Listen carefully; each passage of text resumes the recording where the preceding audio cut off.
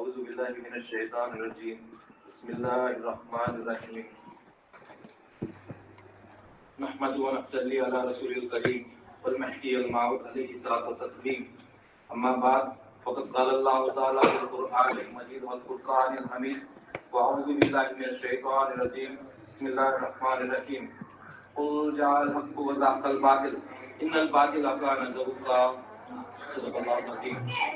اعوذ باللہ من الشیطان الرجیم بسم اللہ الرحمن الرحیم وَلَوْ شَاءَ اللَّهُ لَجَعَلَكُمْ أُمَّةً وَاحِدَةً وَلَكِنْ يُضِلُّ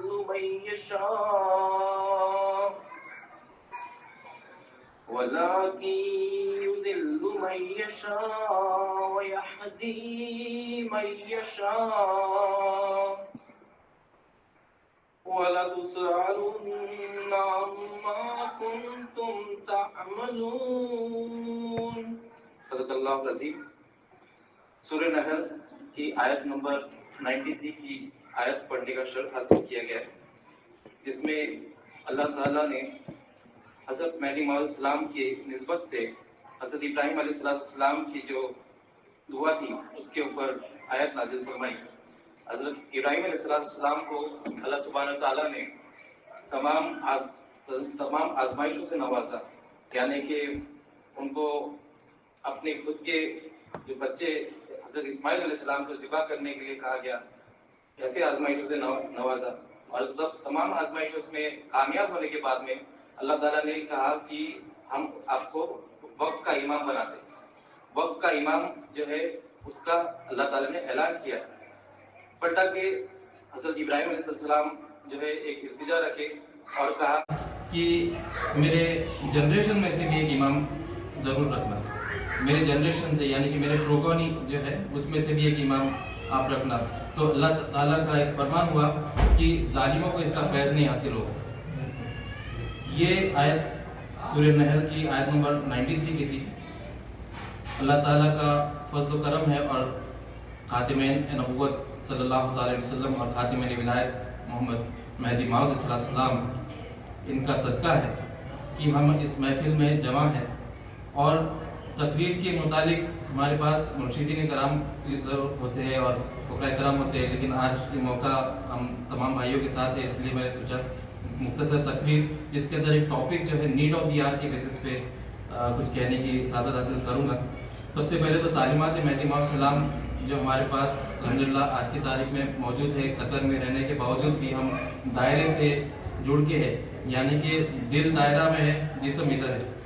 اس طریقے سے اللہ کا بہت بڑا فضل و کرم ہے ہمارے اوپر کہ ہم بھائی اکثر یہاں پر ملتے ہیں قطر میں، چاہے وہ لیلۃ القدر کی رات ہو یا جو بھی مقدس دنوں میں ہماری ملاقات ہوتی ہے. لیکن عمل کے تعلق سے حضرت امام مہدی موعود علیہ السلام کا فرمان ہے کہ بعمل مقبول بے عمل مردود، یعنی کہ عمل صالح کے بارے میں کئی ساری آیتیں قرآن مجید سے آئی ہے. مثال کے طور پہ قرآن مجید کا امپورٹنس میں یہاں پہ اس لیے بتانا چاہوں گا کہ جیسے کہ بھائی عادل رضا نے ایک آیت پڑھی تھی، انفیکٹ پورا ایک رکوع پڑھا سورہ کہف کا. سورہ کہف کی مراد یہ ہے کہ وہ مکی سورہ ہے، اور میں جسٹ ان بٹوین جو قرآن پاک کی کلاسز ابھی اٹینڈ کر رہا ہوں اس میں مجھے ایک چیز شیئر کرنے کی تھی کہ اس کے اندر رسول اللہ صلی اللہ علیہ وسلم کو کفار قریش جو تھے وہ دعویٰ کر رہے تھے کہ آپ کو جو ہے کوئی علم نہیں ہے پرانا، یعنی کہ آپ کے پاس یاجوج ماجوج کا بھی علم نہیں ہے، آپ کے پاس جو ہے کوئی دجال کا بھی علم نہیں. تو اس کے متعلق یہ سورہ نازل ہوا جس سورہ کی تلاوت بھائی عادل رضا نے کی ہے کہ حضرت ذوالقرنین کا واقعہ ہے اس کے اندر، جس میں ذوالقرنین نے ایک کھڑی دیوار جو پیدا کی تھی اور اس کے اندر ایک سوراخ ہونے لگا تھا. حالانکہ وہ یاجوج ماجوج سے بچنے کی دیوار تھی جو قیامت کے عنقریب وہ دیوار پھٹنے والی، جو کہ قرآن مجید میں بھی اس کا ارشاد. اور اسی طرح سے حضرت موسیٰ علیہ السلام اور حضرت خضر علیہ السلام کا بھی واقعہ سورہ کہف میں ملتا ہے، اور اسی طرح سے دجال کا بھی واقعہ سورہ کہف میں ملتا ہے. تو بولنے کی بات یہ ہے کہ قرآن مجید جو کہ حضرت امام مہدی موعود علیہ السلام کا فرمان ہے کہ مذہب ما کتاب اللہ و اتباع محمد رسول اللہ صلی اللہ علیہ وسلم، یعنی کہ ہماری نسبت جو ہے سب سے پہلے قرآن سے، یعنی کہ قرآن پاک کے بارے میں جب حضرت ام المومنین بی بی عائشہ صدیقہ رضی اللہ عنہ کے پاس جب لوگ آئے اور بولے کہ آپ ذرا سیرت رسول اللہ صلی اللہ علیہ وسلم جو ہے وہ بتائیے، تو بی بی عائشہ صدیقہ رضی اللہ عنہ کا ایک الگ ہی رپلائی تھا. ان کا رپلائی تھا کہ کیا آپ نے قرآن نہیں پڑھے؟ یعنی کہ قرآن مجید کھول کے دیکھیں گے تو ہر ایک جگہ پر سیرت رسول صلی اللہ علیہ وسلم ہمیں ملتی ہے. تو اس حساب سے تعلیمات مہدی علیہ السلام کوئی چیز ہٹ کے نہیں ہے قرآن مجید سے. قرآن مجید کا ہی جو ہے پورا پارٹ جو ہے تعلیمات مہدی علیہ السلام ہے.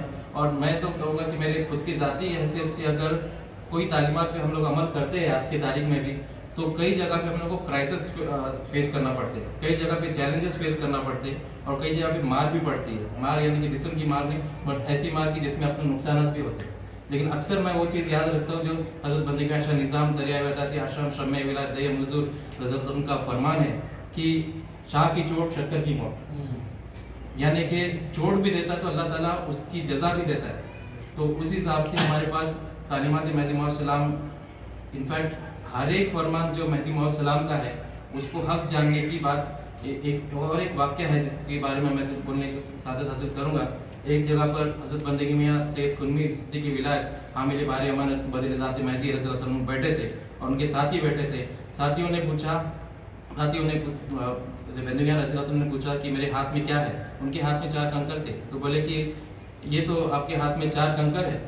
تو بولے کہ یہ کنکر جو ہے حضرت مہدی علیہ السلام نے اس کو جوہر کہا ہے. جوہر کہا ہے. تو پھر ساتھیوں کا کیا رپلائی تھا اس بات پہ ہم کو پتہ چلنا چاہیے کہ ہر ایک فرمان مہدی علیہ السلام، فرامین مہدی علیہ السلام حق ہے. ان کا رپلائی یہ تھا، ساتھیوں کا رپلائی یہ تھا کہ ہمارے آنکھوں کا قصور ہو سکتا ہے لیکن فرمان مہدی علیہ السلام کا بھی ناحق نہیں ہو سکتا.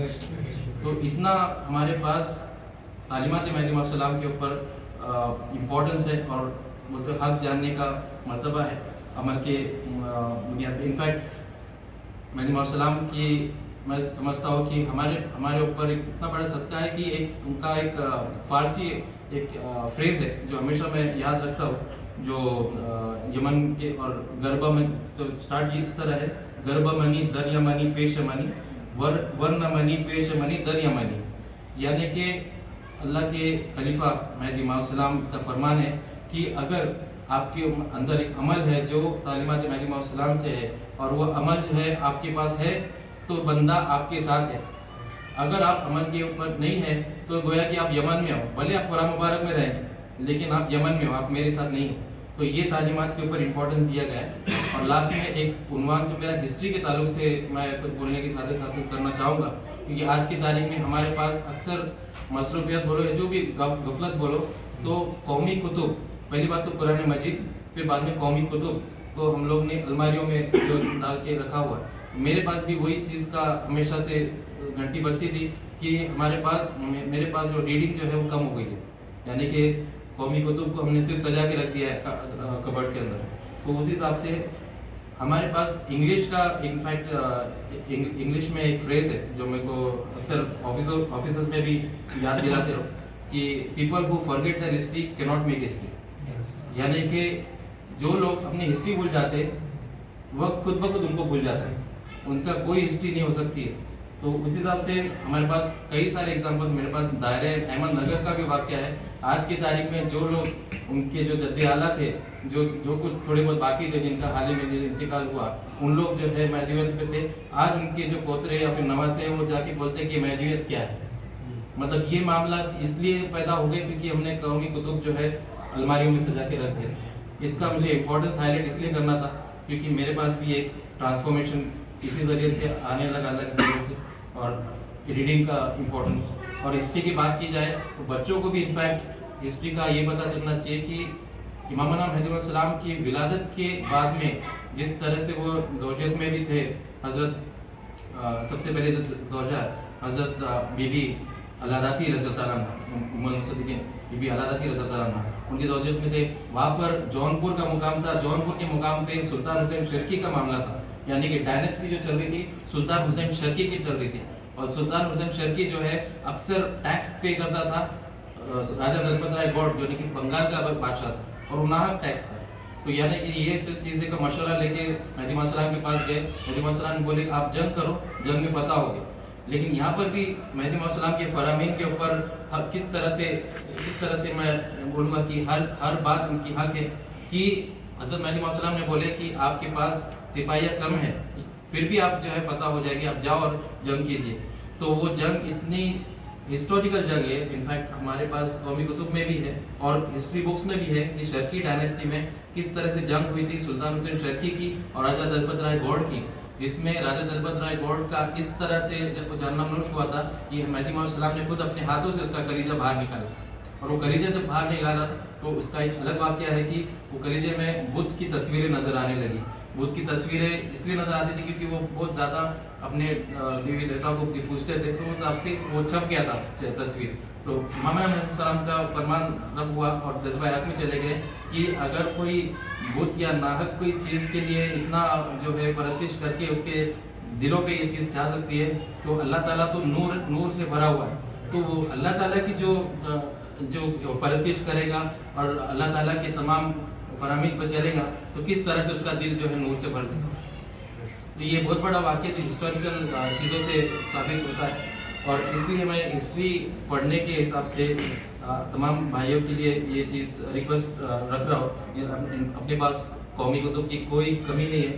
انفیکٹ حیدرآباد چلے جاؤ یا چنپٹن چلے جاؤ یا ایون احمد نگر چلے جاؤ، آج کی تاریخ میں قومی کتب کا فرمان ہے. آخر میں ایک فرمین جو ہمارے پیر مرشد حضرت فقیر شاہ فرید میاں نظامی، جنہوں نے سب کو سلام بھی سنایا تھا، اور ان کے جو دادا ہیں جو کہ شاہ عبدالستار ابجی میاں حضرت جو ہے شاہ عبدالستار ابجی میاں رحمۃ اللہ علیہ، ان کا جو فرمان ہمیشہ میں یاد رکھتا ہوں، جو ہمیشہ اپنے جو یاد دہانی کے لیے بیٹر ہے. کیونکہ مجھے ایسا لگتا ہے کہ اگر ہم لوگ، ان کا جو فریز یہ ہے کہ یاد ہے تو آباد ہے ورنہ برباد، یہ جو معاملات ہے یاد ہے تو آباد ہے ورنہ برباد ہے.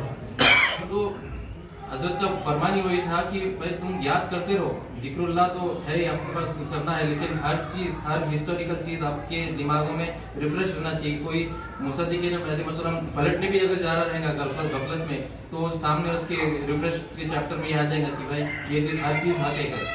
تو آج کی تاریخ میں جو ریڈ آف دی آ رہے ہیں اس پر بولنے کی میں سعادت حاصل کیا. اللہ تعالیٰ مجھے بھی اور سب تمام بھائیوں کو اور تمام جتنے بھی لوگ موجود ہیں ان کو بولنے اور سننے سے زیادہ اور اس کے ساتھ عمل کرنے کی بھی توفیق عطا فرمائے. آخر دعوانا الحمدللہ رب العالمین.